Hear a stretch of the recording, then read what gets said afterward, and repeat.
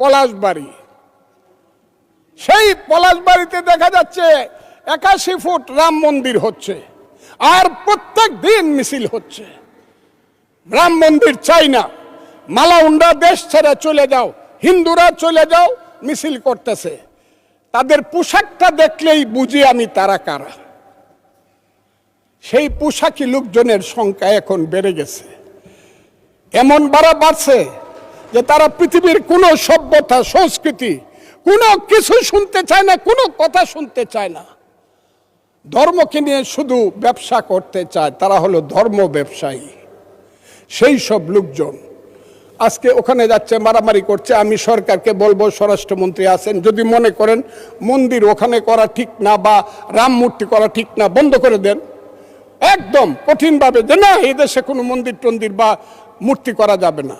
কিন্তু আমি মনে করি ওই 100 না 300 ফুট মূর্তি বানাক, আমি মুসলমান, আমার কি আইলো গেল, আমি তো ওটার দিকে তাকাই না। আমি প্রয়োজনে 25 তলা মসজিদ করব, অসুবিধা কি? ওর মন্দিরে নামাজ করবে, পূজা করবে, আমি আমার মসজিদে নামাজ পড়বো, অসুবিধা কি? একসাথে কি আমরা থাকবো না? ওরা কি 9% মানুষ, 1.5 কোটি মানুষ, ওরা কি থাকবে না এই দেশের? এদের দেশ। 14 পুরুষ আগে তো এদেরই দেশ ছিল। এটা 1204 খ্রিস্টাব্দের আগে এইখানে হিন্দু এবং বৌদ্ধদের দেশ ছিল। আমরা তো এইখানে কিভাবে আসছি?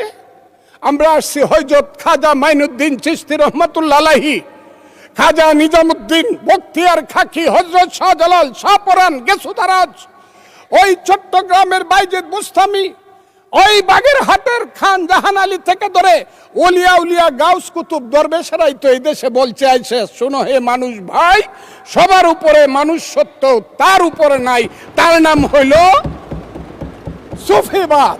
সেই সুফিবাদকে তো তারা মানে না, তারা তো মাজার ভাঙ্গে ফেলতে চায়, তারা তো আগুন দিয়া পুড়ে দিতে চায়। মৌলানা মৌলভী সাহেবদেরকে আমি শ্রদ্ধা করি, কিন্তু পীর সাহেবদের দোষটা কি? যে কুষ্টিয়াতে কুপায়ে মারলেন কেন? ফরিদপুরে আগুন জ্বালায় মারলেন কেন?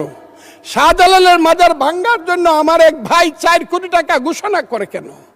এখানে মাজার থাকবে, আপনি যদি মাজারে ইচ্ছা হয় যাবেন, যাবেন না। আপনি আহলে হাদিস করবেন, করেন।